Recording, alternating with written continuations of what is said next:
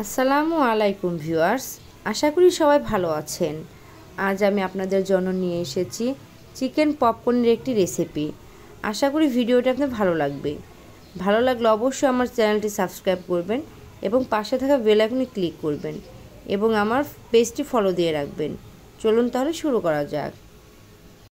Chicken popcorn বানানোর জন্য এখানে আমি নিয়েছি চিকেনের সলিড অংশ।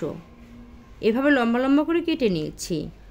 আপনারা চাইলে গোল গোল করেও কাটতে পারেন। এখন এই চিকেন ম্যারিনেট করব।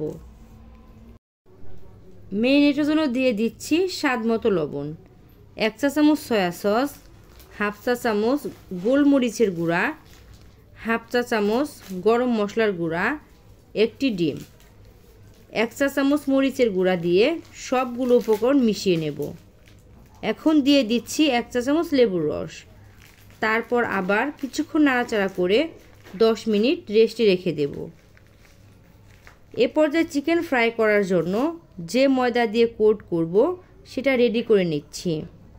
এজন্য একটি পাত্রে ময়দা আর কর্নফ্লাওয়ার মিলিয়ে 1 কাপ পরিমাণ নিয়ে নিচ্ছি। দিয়ে দিচ্ছি পরিমাণ মতো লবণ, 1 চা চামচ মরিচের গুঁড়া। এখন ভালোভাবে মিক্সড করে নিচ্ছি।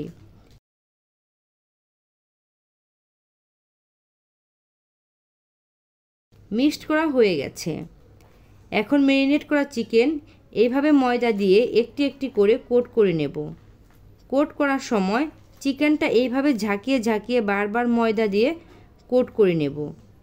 সবগুলো চিকেন কোট করা হয়ে গেছে। এখন এগুলো ভেজে নেব।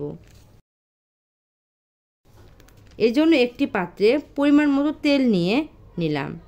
তেল গরম হলে কোট করা চিকেনগুলো দিয়ে চুলার লো হিটে আস্তে আস্তে ভাজতে থাকব।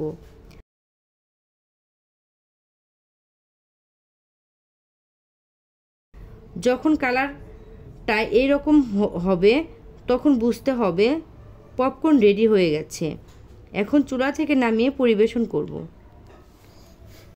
রেডি হয়ে গেছে চিকেন পপকর্ন। আশা করি ভিডিওটি আপনাদের ভালো লেগেছে। ভালো লাগলে অবশ্যই শেয়ার করবেন ফ্রেন্ডস অ্যান্ড ফ্যামিলির সাথে। এতক্ষণ সাথে থাকার জন্য ধন্যবাদ।